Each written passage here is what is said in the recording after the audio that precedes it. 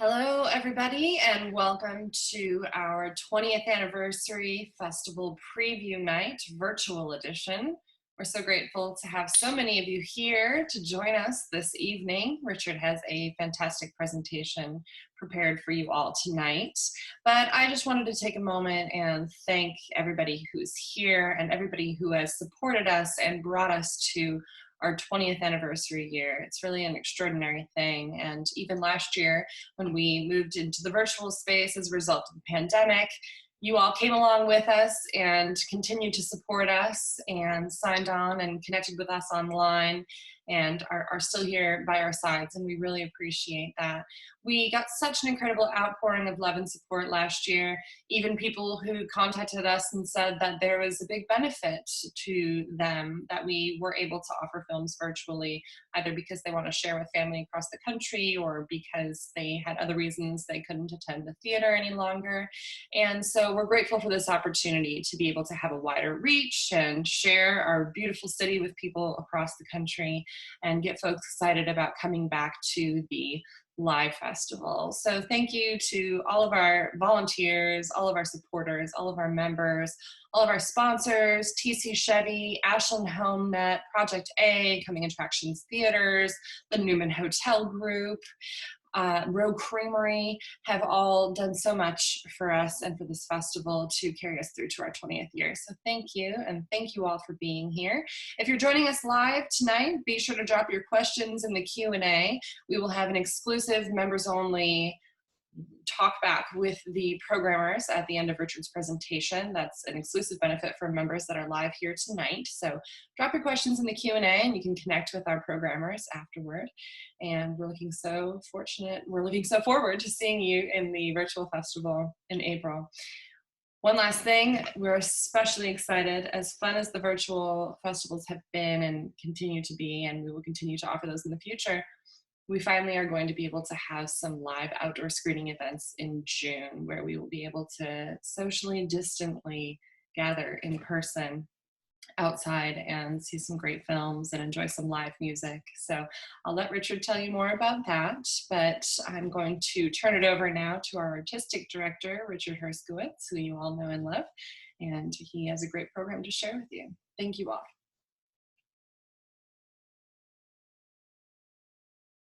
AIFF, and this is our annual preview night tour through the program. I usually do this live for about 400 people, and this is the second year we're doing both preview night and the festival virtually. But this year we're not just virtual, we're hybrid, both virtual and live. The festival is going to be virtual April 15th to 29th and live and outdoors June 24th to 28th. This is our 20th anniversary, and we see the festival this year pointing our way towards our virtual future, being a hybrid virtual and live festival.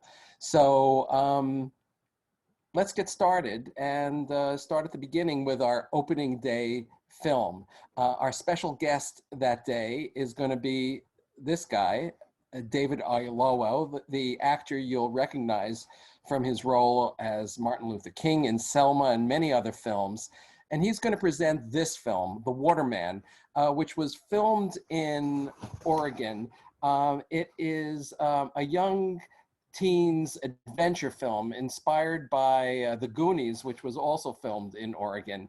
It uses wildfires as its backdrop, and in that way connects to a major theme in this year's festival I'll talk about, Rising from the Ashes. Now, Oyelowo also directed this film. It's his debut feature, and for that and for his extraordinary acting career, we're giving him our Rogue Award this year. Oyelowo will discuss the film at the end of the screening, like so many of our films that have Q&As at the end of them, and he'll be back to do a Q&A on Saturday, the first Saturday of the festival with Warren Etheridge. Now, there are other special awardees in the program this year. The first one is the great independent producer, Christine Bashan. She is the producer of over 100 films, many of which have advanced the representation of LGBTQ people on screen, including the Academy Award nominees and winners, Carol and Far From Heaven and Boys Don't Cry. She is going to present Poison. Poison was her first independent feature, and it was also the first independent feature of Todd Haynes, with whom she's partnered on every film he's directed in the past 30 years. Joining her to discuss the film will be Todd Haynes himself and B. Ruby Rich. B. Ruby Rich, who was our Pride Award winner 2 years ago, is the coiner of the term New Queer Cinema, which described the movement of independent filmmakers that really got launched by Poison and a few other films in the early 80s. That's going to be an incredible discussion and part of our Talkback series. Let's go on to our next award winner is Bruno Santamaria. Bruno is a Mexican filmmaker who's getting our James Blue Award, and that's presented every year to an emerging feature film director whose work reflects the social justice principles of Oregon filmmaker James Blue. The film he's going to show is called Things We Dare Not Do. And it's a beautiful film. It's gorgeously shot by Santamaria, who's an amazing cinematographer. It's about a teenage boy in a small Mexican village who struggles with its macho culture and dares to come out to his parents. Let's go on to our first major theme this year, which I mentioned earlier, Rising from the Ashes. It's a bit ironic that it's our major theme because 2 years ago, our primary theme was apocalypse. Southern Oregon went through an apocalyptic experience last summer with the Almeida fire. And we have several films this year about those fires and our area's response and revival since then. There are other films in the program about wildfires, as well as the aftermath of both ecological and personal disasters. The first one I'll call attention to is a film called Anchor Point. It's a film about women in firefighting. Let's take a look. I'm walking into a man's world. There's gonna be some things that I can't be oversensitive about, but at the same time, I want to at least know you respect me.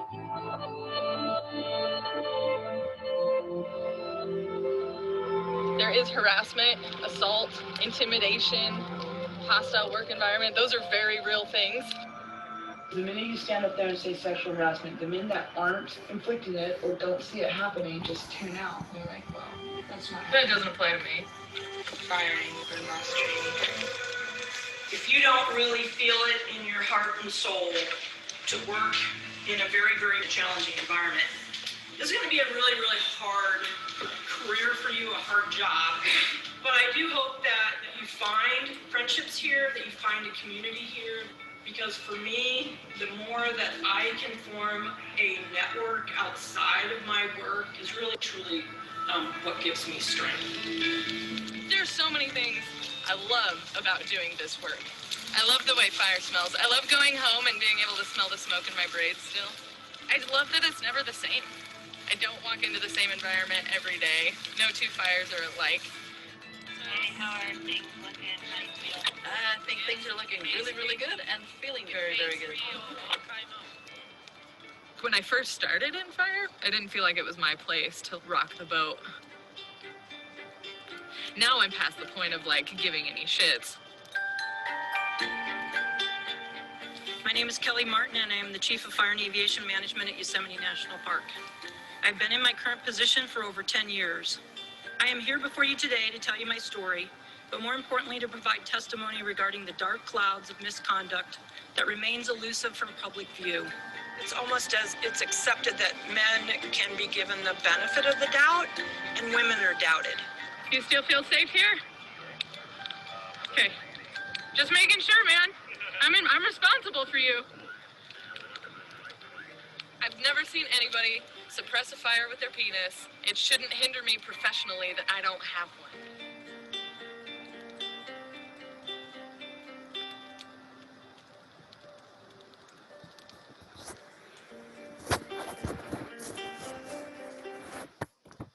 Okay, I just want to point out another film in the Rising from the Ashes series called Stalking Chernobyl, Exploration After Apocalypse. It's a fascinating film about the aftermath of the Chernobyl nuclear disaster and how it's become a destination for a kind of extreme tourism, people going to brave the radiation. A film about people emerging from personal disasters includes this one, Impact. And Impact is about this guy, Troy Wachowski, a Medford resident who emerged from his own troubled past as a gang member and set up the Spartan boxing gym in Medford. And now he helps other at-risk kids turn their lives around. There's also this film called The Road Up about an inspiring African-American mentor in Chicago, Mr. Jesse, who runs a job training program in Chicago and helps people find hope in the face of addiction, homelessness, and trauma. This film knocked out my programming team, and I highly recommend it. Next theme we have is Screening Cuba. And this is in conjunction with an exhibition, as we do every year, jointly with the Schneider Museum of Art. Their exhibition this year is called Collecting Cuba, and it was actually curated by my wife, Jill Hartz, who is the former director of the Schnitzer Museum in Eugene, where she collected a great deal of extraordinary Cuban contemporary art that's going to be on exhibit there, including some works of media art that we purchased together while I was curating media art there at the Schnitzer. So anyway, in conjunction with that exhibition, which will be up April through June, our screening series is going to be called Screening Cuba, and it's going to launch with this classic, I Am Cuba, which is from 1964, and it's one of the most thrillingly cinematic documentaries I have ever seen.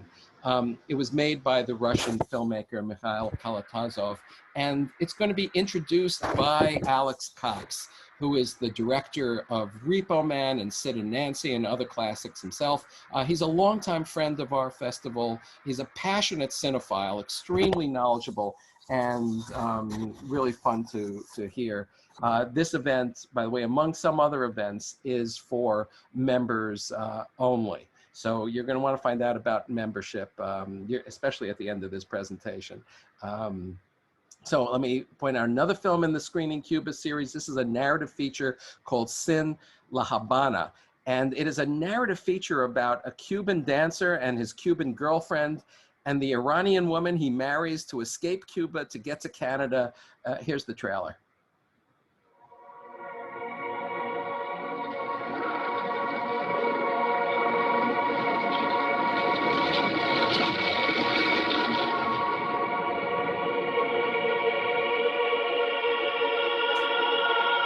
Eso es lo que tú tienes que hacer. Ponerte las pilas. Enreda una de las yumas de esa tu escuela. Total, todas están puestas para ti. 1, 2, 3. 1, 2, 3. Good side.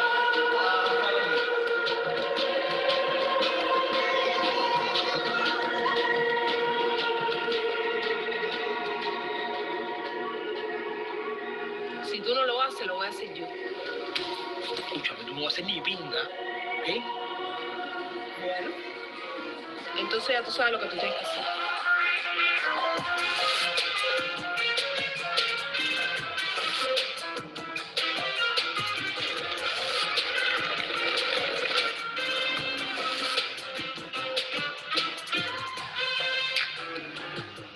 Esta bolita de cristal te va a acompañar a ti en tu viaje. Para que te dé paz, salud, tranquilidad, estabilidad, y puedas lograr y puedas obtener lo que tú quieras en la vida.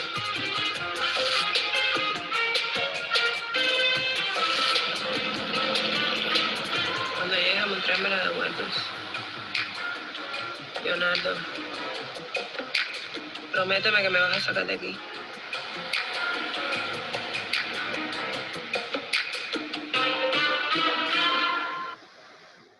Okay, let's point out another film called Los Hermanos, The Brothers. It is a documentary about two brothers. One lives in Cuba and the other in the US. One is a classical musician, the other a jazz musician. And it's about their reuniting and playing together for the first time. The music and the filmmaking are extraordinary in this film. Let's go on to the next theme. And this is one of our perennial themes. Every year, in recent years, we've been addressing activism as a theme because we're a festival of independent films, and activism is a major interest of independent filmmakers. So this year we are seeing in the films that were submitted to us a particular interest in youth activism, and that's reflected in 4 of the films we're including in this track, beginning with this one, American Gadfly. This is going to be a world premiere. It's about 2 college students who elevate the presidential candidacy of 88-year-old Senator Mike Gravel, the guy who released the exposed the Pentagon Papers back in the 60s. And let's look at the trailer. We've been talking about 2020 almost nonstop since 2016 happened. A group of students contacted me and asked if I would run for president again. I said, do you realize how old I am? Gravel is thinking about running at 88 years old. 88. We saw Senator Gravel as an icon that a lot of people on the left could rally around. Some of these people frighten me. They frighten me. Love implements courage. And courage is the virtue that enables all your other virtues. What he did surrounding the Pentagon Papers was a national act of service, pretty much unparalleled. Young people have more power than they can possibly imagine. Young teenagers are managing the campaign of the oldest person in American history to run for the presidency. I've never heard of any high schoolers doing something like this before. In every sense, he was running as a kind of gadfly, saying what a lot of people think and irritating the frontrunners. Why would any presidential candidate produce a video that is this strange?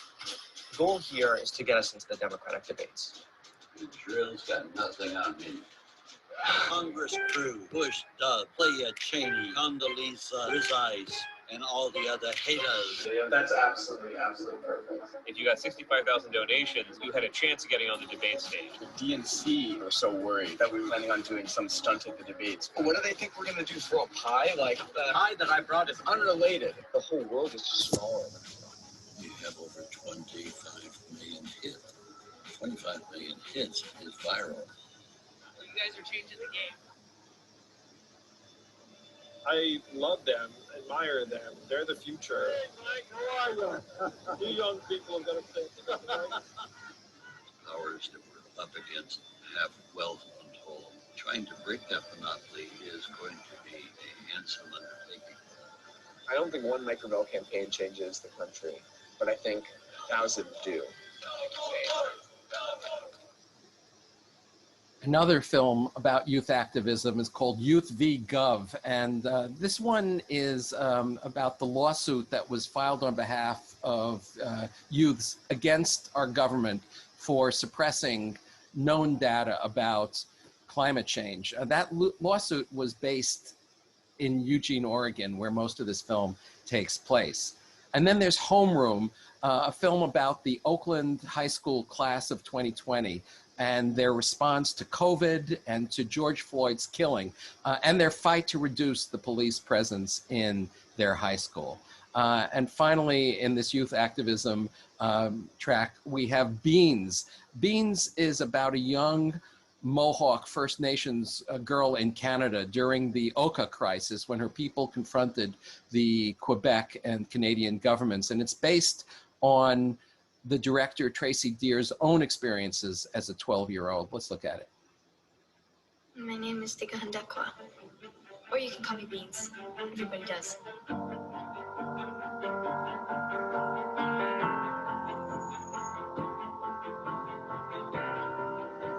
This is our road! Our road! You can't feel pain and no one can hurt you.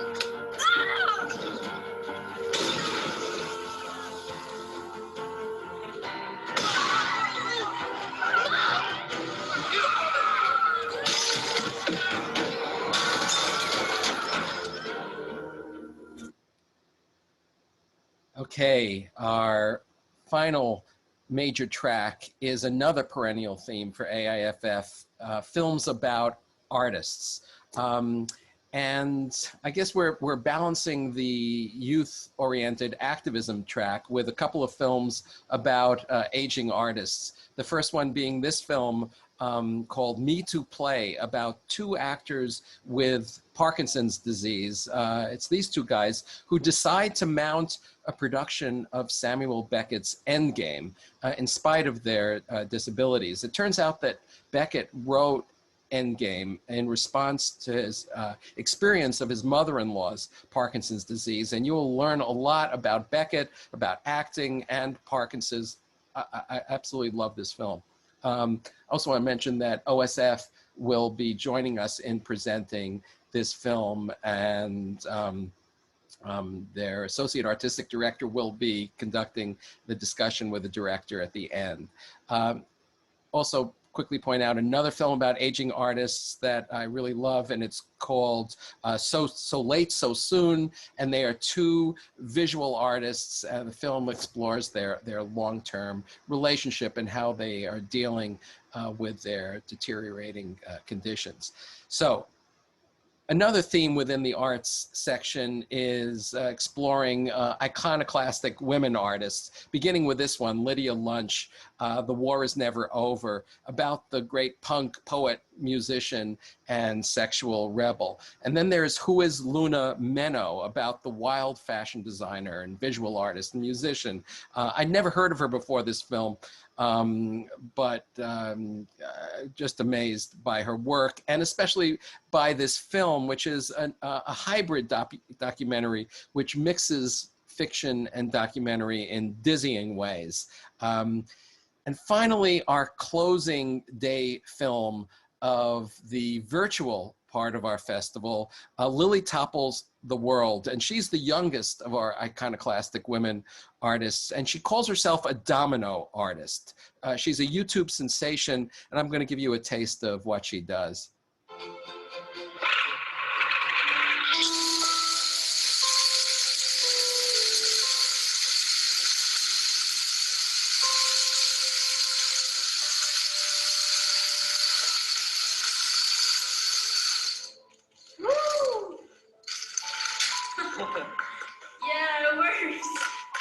What's up, Domino community? Okay, just say that Lily Topples the World just won the jury prize for Best Documentary at South by Southwest Film Festival. So I'm just going to point out just a few films. Of course, not everything in our festival falls into a track, and these are a few other virtual festival highlights I want to point out to you. The first one is In the Same Breath, and it's another film about our COVID year. This one is by Nanfu Wang, and in the past 5 years, we've shown every one of her feature documentaries, the most recent one being One Child Nation. Wang was born in China. She lives in the US. And she compares our two countries' responses to COVID. And with her binational perspective, she's illuminating about both. And then there is A Cottage for Bernie Madoff. It's another film that falls between narrative and documentary. And the filmmaker and the leading performer in the film both live in Portland, where this was first a stage production and now has been adapted to film. Let's take a look. The mystics say we are all connected. Maybe we'll never meet. Maybe we have completely different lives. But we're all part of a web of relationships. Each of us a spark in the darkness. In 2008, I got lucky with an artist residency and an empty floor of a Wall Street office building. I was there to write songs, but I couldn't ignore the Great Recession unfolding all around me. Then Bernie Madoff turned himself in. In with Wall Street and the news today isn't getting any better. Everyone thought they knew the story. Madoff promised tons of cash and greedy investors bought in. Hello.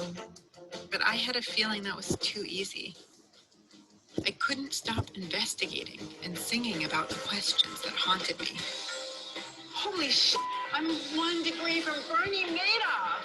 I was a Jewish person wrestling with someone from my own tribe. You don't say cottage for someone who's alive, except in one extremely rare case. Okay, and the last feature film in the virtual section I want to call your attention to is this joyful production called Summertime. It's a slam poetry musical, and let's take a quick look. Ladies and gentlemen, we've got the legendary Anubis and Ra. There's no one here, Ra. It's just us. Have you forgotten where we are? What kind of crazy, dope magic happens in this city every day?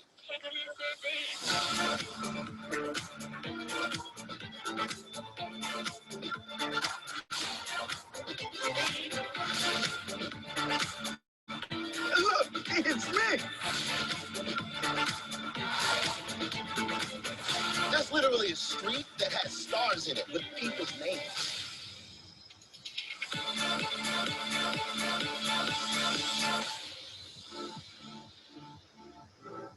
Maybe we're not even depressed. Maybe we just hungry.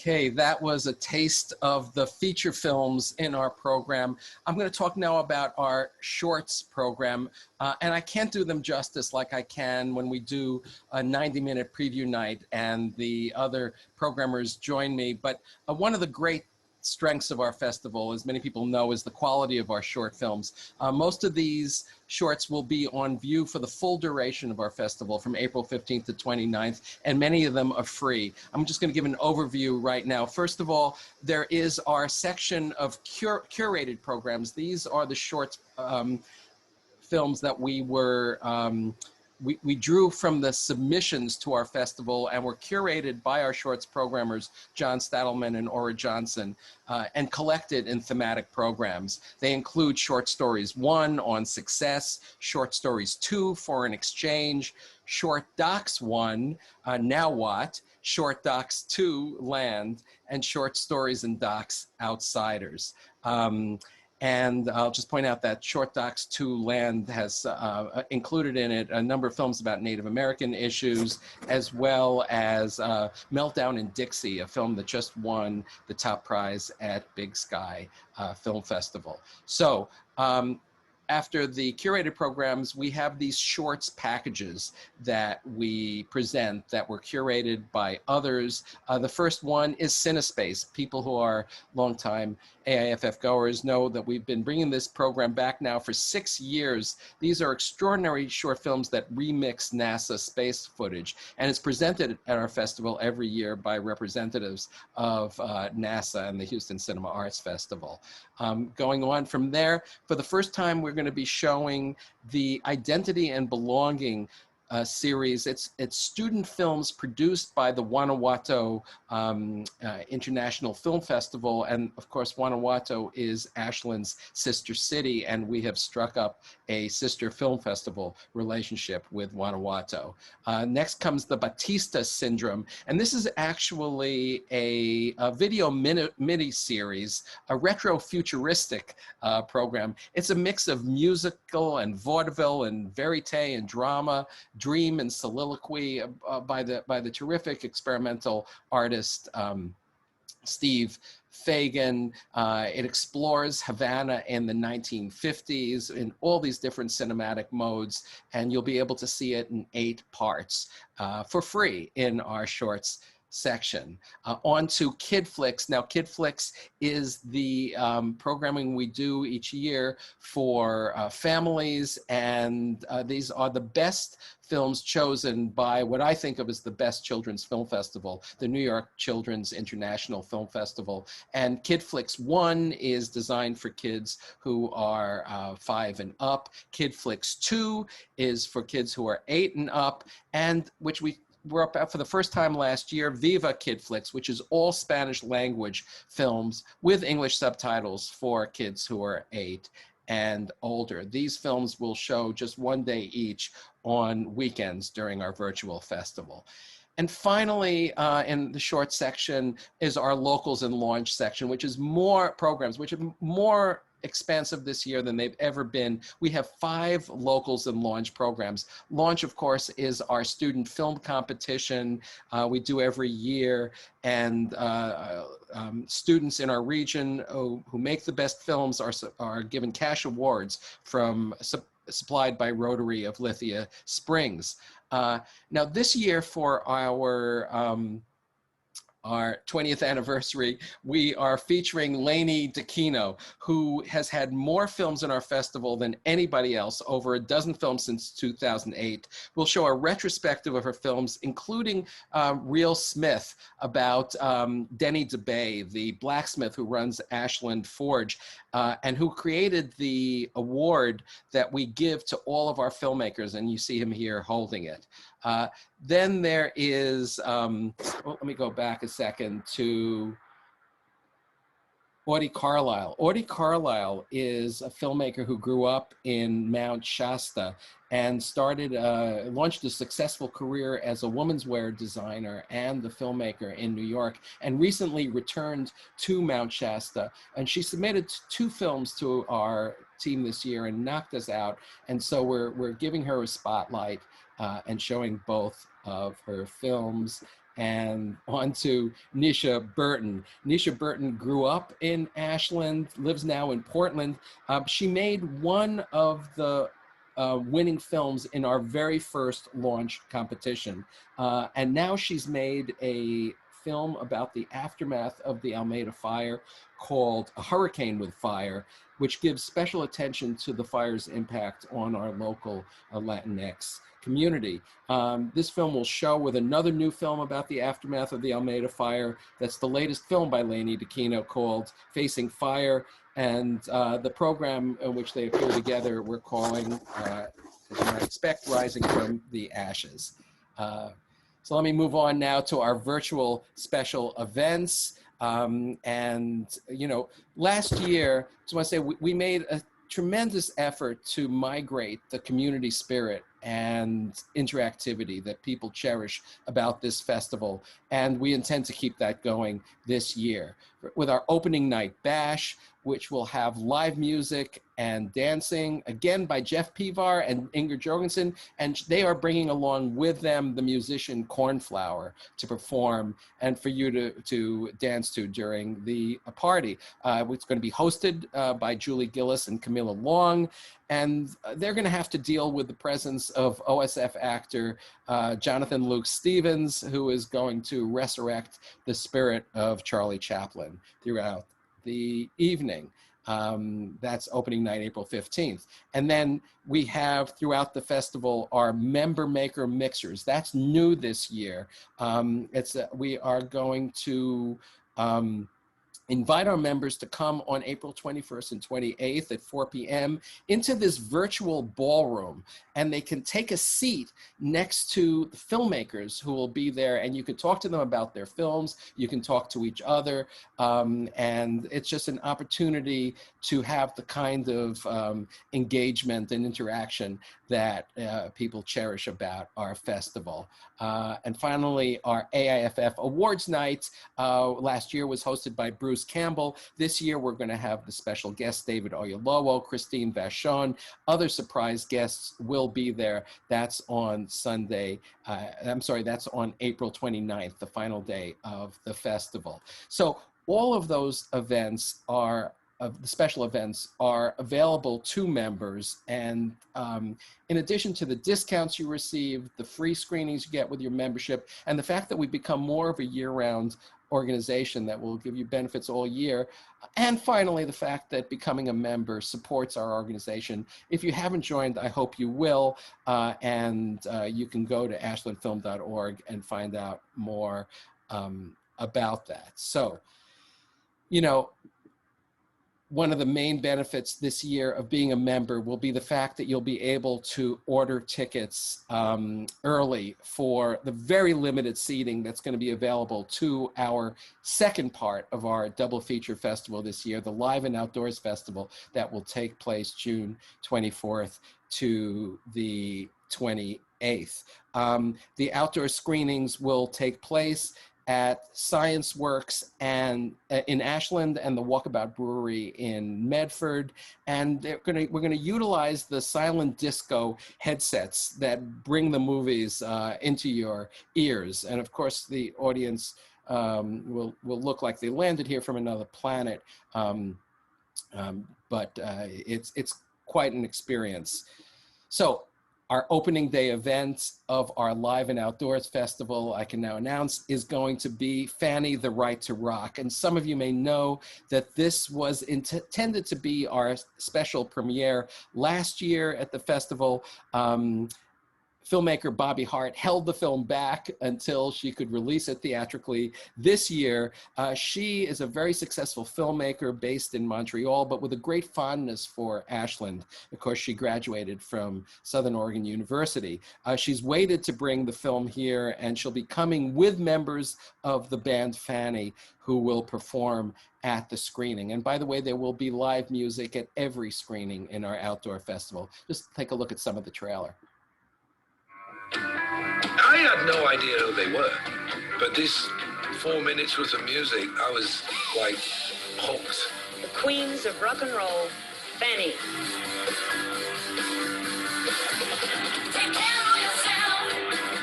This is your story. Fanny is iconic, truly before their time. Men coveted rock and roll, but that was theirs. This is a girl with an instrument on. So, okay, this is a game changer.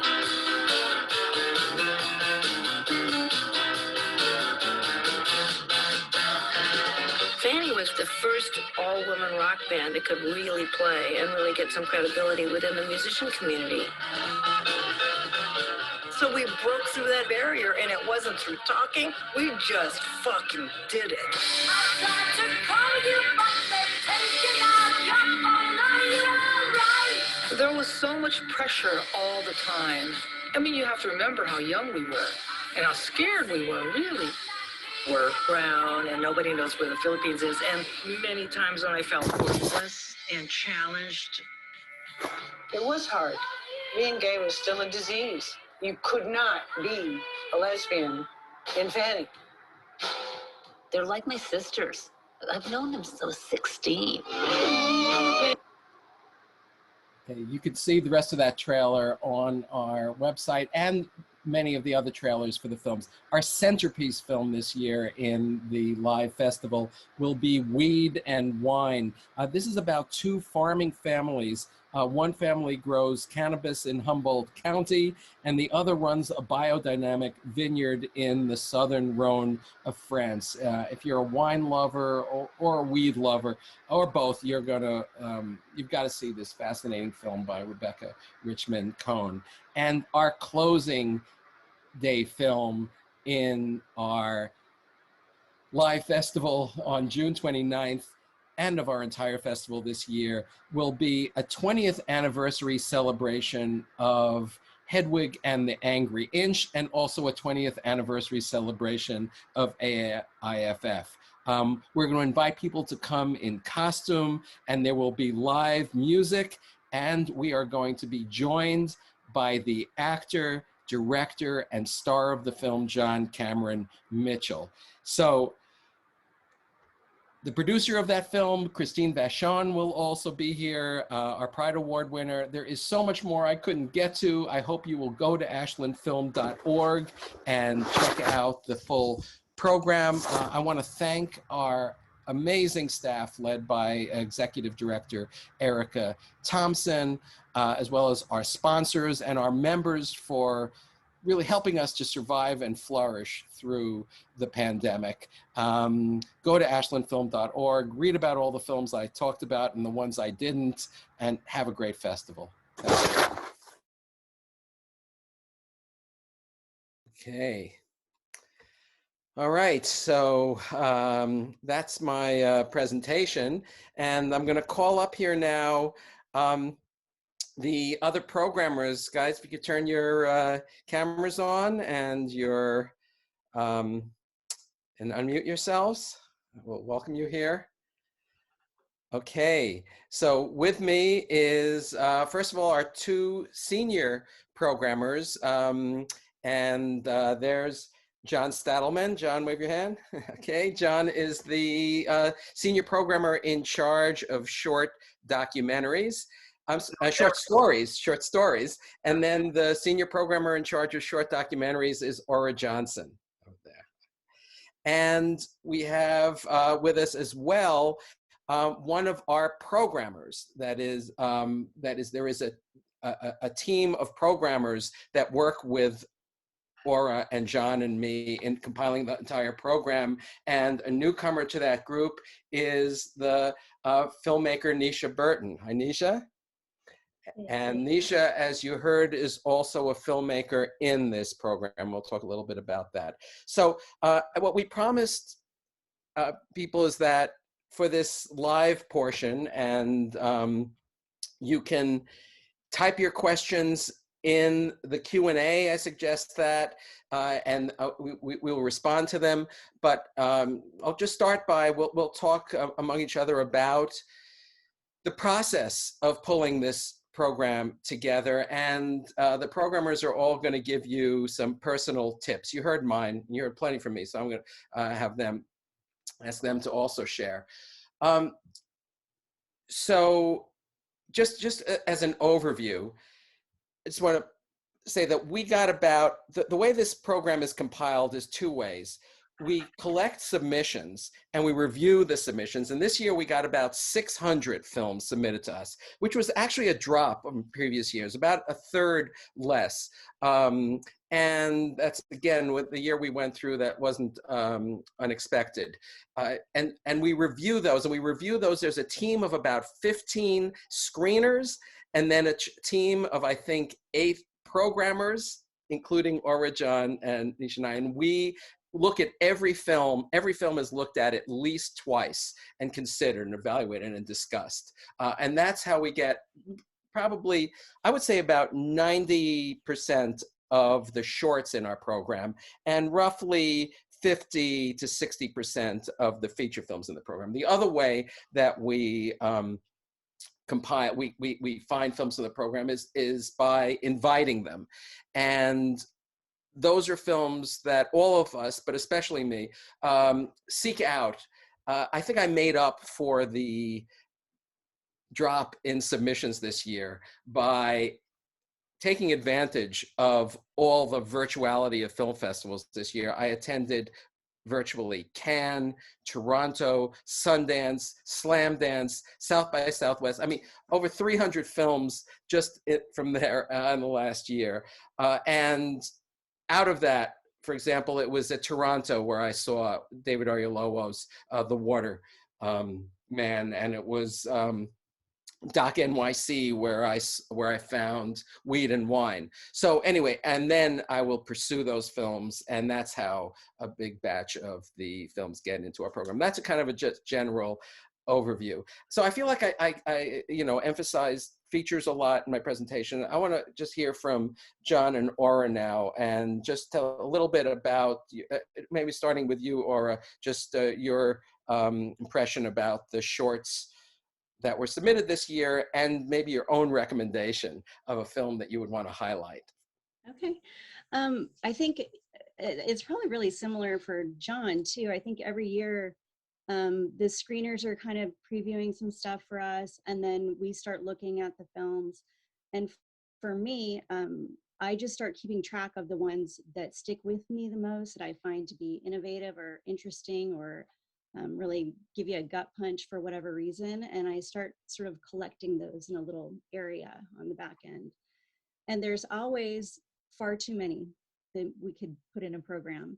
And so then that's when the real puzzle begins of trying to figure out how to create the couple of programs, what we can fit in there with running times, how the flow is working, how the vibe is working, all of that. And certainly every year we have to lose some films that we really, really love, because it's just such a wild puzzle to try and, put it together. And I would guess that, John would probably say something similar.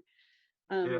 Indeed. So I guess one film that I'll talk about is one of the programs is called Now What? And it's sort of a collection of stories that are dealing with times in life that are transitional moments where the future is going to be a new deal. And one of those films is called Huntsville Station. And it's a film where we are witnessing the first moments of freedom for prison inmates, their first day of release. And they're just getting off the bus where they get taken to a Greyhound bus station with just their bag of personal belongings, bus voucher, and I think $100 cashier's check maybe. And they're all just deciding, well, the phrase, this is the first day of the rest of your life kind of comes to mind, but it's a really vulnerable moment for all of these guys. And I just loved it. So that's in the Now What program. Thanks, Zora. So John, how about you? Well, first of all, I'm thrilled that there are over 108 people who signed up for this. It's so exciting to have people willing to spend some time in front of their screens when you spend so much time in front of them. So welcome. I'm glad you're here. I hope you get to see a lot of these films.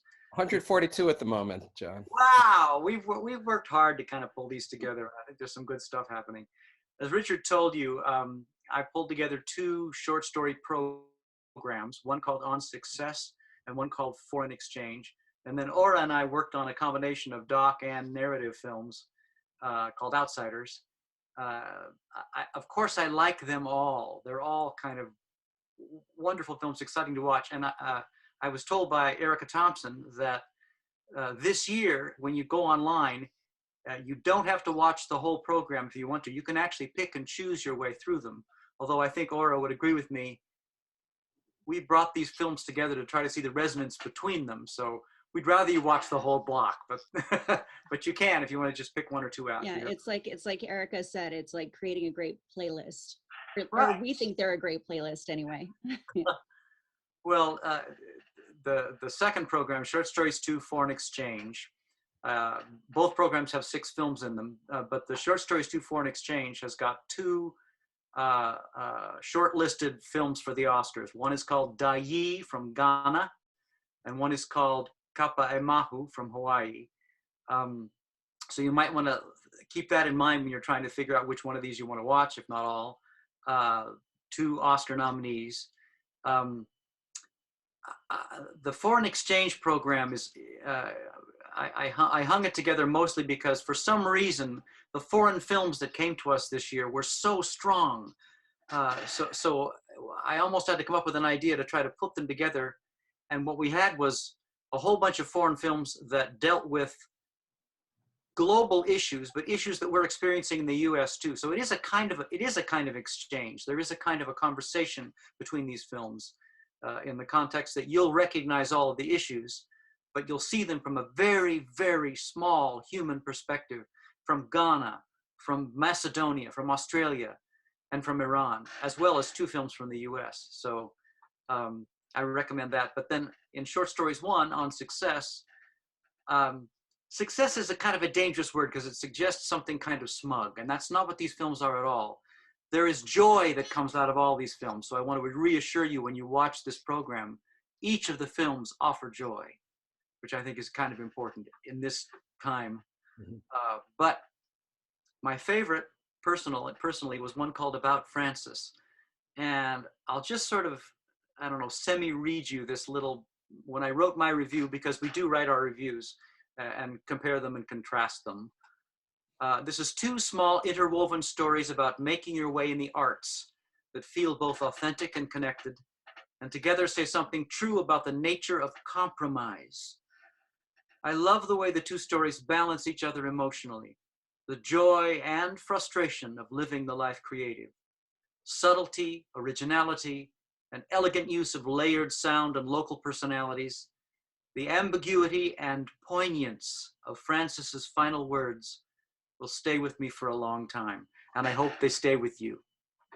Thank you, John.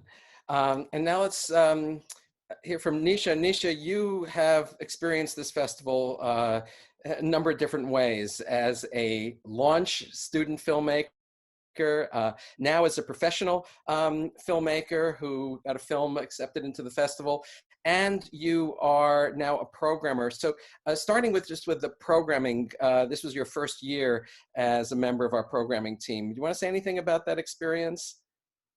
Definitely, yeah. It was such an amazing experience to be a part of the programming team, especially as Richard said, you know, I've been a part of this festival in various roles for a long time, and it's been my close to heart festival, close to home festival. And so to get to be on the programming side of things and to get to see all of the submissions that come in and just, yeah, make my way through them and see what a rich batch of films that we have to choose from. It was a really fun experience to be in on it in the first time. And one of the films that I would recommend was one called Teddy Out of Tune. It's kind of cool how this year there's quite a few films that blend and blur the line between narrative and documentary filmmaking, and I definitely would say this is one of those. And it surprised me. It felt very poetic and very intimate in a way. And it was kind of like no other film that I've seen before. And that's really the type of films that stand out to me, is those really unique ones. So that would be my one recommendation of many that I saw that I loved. Thank you, Nisha. And may you just tell us a little bit about your film, A Hurricane with Fire, that's in the program? Definitely. So, you know, as Richard had mentioned, I was one of the first launch people, and then I've had other films, and this film is my longest yet, creeping towards the feature length, but still a short film. And it's about the fires that happened in our community. And really, you know, it's so close to home. I was down in Ashland when they were happening and in the aftermath, and I felt called to start documenting it. And I knew that I would put something together, but then being on the programming side and hearing that one of the main themes this year was rising from the ashes, I knew that I had to get this film done in time to have it at the festival. And really, it feels in a big way like my contribution to the community that is my community, is my hometown, and being able to share some of the stories and some of the experiences from friends, community members. You know, making a documentary film that is so close to home is challenging in some ways, but also a big gift. And to get to feature even local musicians like Daniel Sperry and others, and just really feel like it's a community effort of bringing this piece out into this festival and then hopefully into other festivals as well, so they can see what our community has been through this last year. Thank you. So I think we could turn now to some of the questions that have come in. Amanda Isles asks if the screeners and programmers have some kind of standardized checklist they use to evaluate films, or how do the various screeners and programmers come to final decisions on which films will be included in the festival? John, or either of you want to have any thoughts about that? I could start just by saying, and you guys can jump in, that the screeners do have a form that each of them fills out, and they have to rank qualities of the film, and that includes cinematography and editing and story, acting, whatever, and assign numerical points to them. But the most important thing we look at is the overall points they assign to the film, and then their written evaluations. The various points that we ask them to look at, like cinematography, that's really only meant to add up to help you come to your overall ranking of the film. And then I usually see in the programmers, what happens is after two screeners preview a film, we see their evaluations, and then we decide if it goes to the next level, to the programmers level. And how we come to final decisions on which films to be included in the festival, that is so complicated. I could talk about it, but I want to hear John and Nora what you have to say about how you make your final selections. Pretty agonizing, isn't it? Yeah, one thing that pops into my mind is that even though everybody's filling out sort of that form to come up with a score for the film, is certainly we don't always agree. And so one person might give a film, you know, a fairly low score, and another screener gives it maybe a perfect score. And so, and then that kind of stuff is always really curious to me. And so when I see that, I'm like, well, I'm definitely going to watch that. You know, I'm curious. And I've definitely had the experience too of seeing a film that got a couple of low scores that I loved.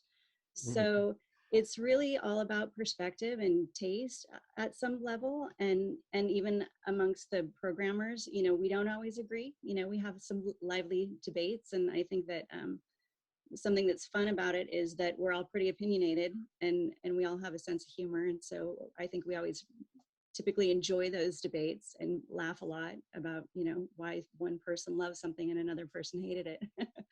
But eventually we reach consensus. John, you want to add anything, Ramisha? Well, I mean, I will tell you that the reason one film is in our foreign exchange program is called Cassandra is because of Nisha's review. She went through. We had 3 films that were all dealing with women's issues. I won't go into detail, but just to say, generally speaking, that were very similar in terms of message and talk. And I was having a terrible time deciding which. I knew one of them. I wanted to program one of them because they were all strong. But Nisha went through and wrote a very discerning review after watching all 3 films, and it helped me enormously. And I think that's the most positive part of this sort of workup from the screeners watching at the beginning and then filtering up and up and up. There's also a really frustrating part of it, and I think that's the part that Aura spoke of. Human nature, human opinion. I know my screeners pretty well now, so I sort of know, in a sense, what their tastes are. And that can be extremely helpful to sort of know if this person really understands genre film, for example, which I'm not big on, especially for film festivals. I'm going to rely on that person to try to guide me to a certain extent to help keep a film afloat. So I guess that's what I had to add. Sorry. I'm just going to add that while John and Aura make the final decisions as far as the shorts collections go, I then bring in some of those shorts packages that you see, but mostly my area is the feature films. And what I'm after is a kind of a balance overall, right? Just making sure there's not too much of any one kind of film. Sometimes there, there are a lot of really great films that I have to drop just because there's too much of something. Now, you've seen that. You could tell after my presentation this year and in previous years that these tracks are very important to me, because I'm just very conscious that film festivals are like just a jungle of unfamiliar titles for, there's the jungle behind me, by the way, that can be overwhelming to people. And as I've said before, that it may look like a jungle, but it's actually a garden, and there are paths through the garden that I want to help you follow. That's why I choose these tracks, activism, arts. And by the way, the choice of those tracks don't just reflect my own taste, but my sense of what this community appreciates and wants. And then, of course, some special tracks emerge every year for reasons that are specific to that year. Cuba, the Schneider Museum show actually inspired one track, and obviously the Almeida Fire and the Rising from the Ashes track. So anyway, that then helps organize the program and informs my selections and making sure there's a balance among them. And okay, so that I hope that answers some of that question. I think what you're saying is true, Richard, in the sense that of just the kind of films that come through to both Aura and I, we use the nature of the films themselves to try to guide us in that way. If we get, like I did, a plethora of excellent foreign films, I'm going to start thinking about some kind of way to link up these foreign films and show them together so that we have something that creates a sense of unity. It's true. I kind of want to speak to that for a second, because I think sometimes people think that we might create a theme and then try to find films to squish into that theme. And it's kind of the opposite. It's sort of like we see what people are making that year. We're looking at what sort of rose to the top already. and then trying to figure out ways to put those films together that might make sense. I would certainly rather have a random grouping that has nothing to do with anything in terms of relating to each other, if they're all the strongest films, than, you know, a mediocre program that it, you know, everything fits tidily within a theme. So it's a, you know, it's a puzzle. Nisha, you really advocated for Teddy Out of Tune. I loved it as well. Were you surprised by any of the final selections, or did you feel like the decisions were ones you agreed with overall? Yeah, I think, you know, it's great to hear that story, John. I didn't know that my words helped you decide, but coming from a filmmaker point of view too, I know how much work goes into films regardless of what the end output is. So kind of balancing both appreciating the tremendous amount of work that goes into making them, and also for, like you said, Richard, our community, what we think that they would enjoy and what we personally like and dislike. And so for the most part, the films that got selected, I very much agreed with. And I think that, yeah, it is a huge, I get to see behind the scenes now what a big job it is, because there are so many great films to choose from. So really curating and picking which ones will be the best to show to our community is a huge undertaking. And it's been really fun to be on that side of it and feel like, yeah, we put together some really great pieces for this year. Deborah asked, how do you choose your screeners? Anybody can apply to be a screener. Go to the volunteer page. We then actually have a kind of a questionnaire. We ask you, we give you a couple of short films to look at and ask you to evaluate them. And then you can become a screener. We're always looking for new screeners. You know, what I always tell them, and it's funny, I told them, even though we were mostly virtual this year, it's something I still believe in, and I look for that they have this sensitivity when they apply to be screeners at our festival, that they care about the cinematic quality of films. I say that these films are going to be seen on a big screen. A lot of people, you know, the informational content or the advocacy quality of the film matters to most. It's extremely important to us as a festival that we're showing films that really deserve to be projected on a big screen, that utilize the art of cinema well and beautifully. So anyway, that's what we also, after we choose our screening team and programming team, we talk about all this together. And so again, if you're interested, please go to our website and apply. Louise Perret asked, she's one of our screeners, by the way, asked, would I talk about the image for the poster program this year? That poster image is from a print by Bruce Allen Bayard. Bruce Allen Bayard is the guy who created that eye logo behind me. He gave it its final shape. He has been designing our posters from the very beginning. And he's also a media artist in town. We did an exhibition of his media art at the Schneider Museum. I think it was 2 years ago, and he has a film in the local section this year. He has probably actually, like I said, he lays out our poster every year, but he's provided the images for the art for the poster, I think 4 or 5 times in the 20 years.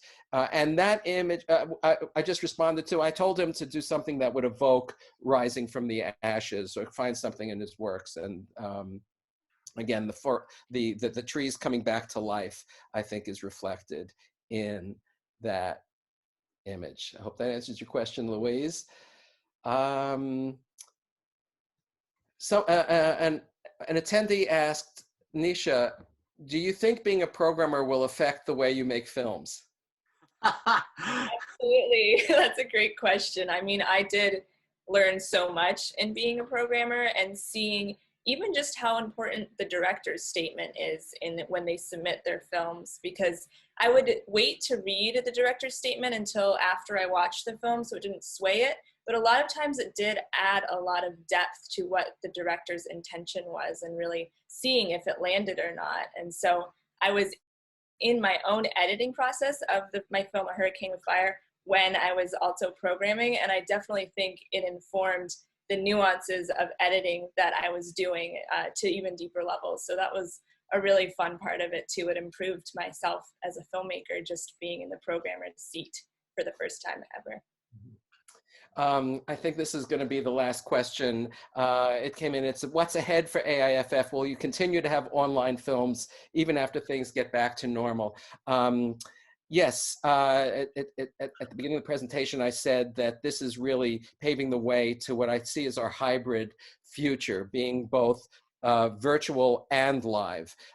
We expect next year to have a live festival in the theaters of Ashland again, but we are also going to carry forward the outdoor programming that we're about to venture into this year, and especially the virtual programming, because this is something we had talked about in prior years. Can we begin to have programming online? And of course, the pandemic kind of forced us to learn how to do it.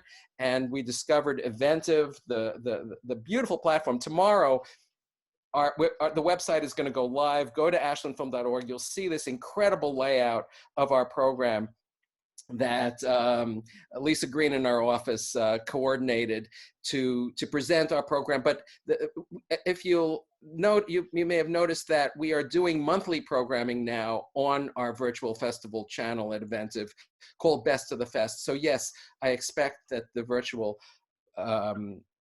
aspect of this festival is going to continue alongside the live.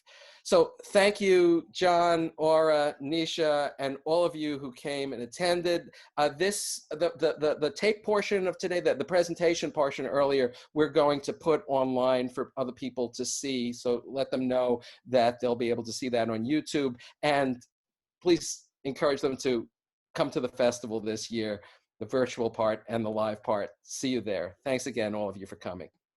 Bye-bye.